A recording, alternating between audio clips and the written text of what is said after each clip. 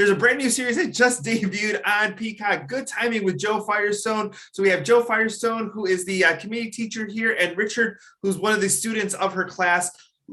Jo, go ahead. Good morning to both of you. Jo, go ahead and tell me a little bit about what this whole series is all about. Well, it's just about, we did this class throughout the pandemic, and this was us meeting for the first time in person. And then we did a show 4 days later. Now, Richard, let's talk a little bit about your experience in life. Were you ever do stand-up comedy? Did you ever think you were a funny person? What made you want to sign up for this class? No, I never did stand up. I'm an actor, and I wanted to be like the world's greatest Shakespearean actor, which is not, there's not a whole lot of Shakespeare to be done. So I did some Shakespeare, but you couldn't really make a living doing Shakespeare. So you had to sort of do other stuff. So I would do summer stock, and I would do musicals, and I would do, whatever came along that was feasible. Jo, let me ask you a little bit about the group of you have 16 people that have all taken this whole class. What have you learned as far as like working with people who have, life experience? Because I think the things that are funny is the thing you can relate to as far as everything you've gone through in your whole life. What have you learned, especially with working with this group of people?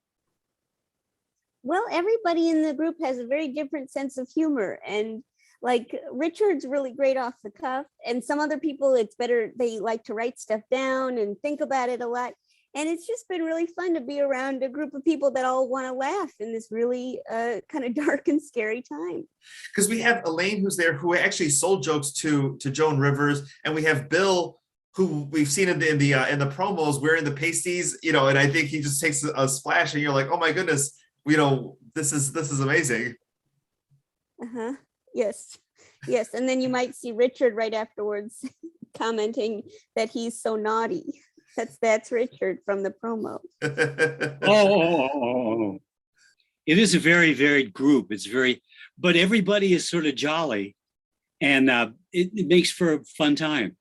Did you know everybody else in there before joining, Richard? No, nobody. We would go over to the senior center, and they would have like lunch, and everybody come and scarf up some lunch, and and stuff like that. Or they would, I think they also took people to Broadway shows and stuff. Richard, you didn't meet anybody scarfing up lunch? No, everybody was so busy. Nobody. They were serving delicious lunch.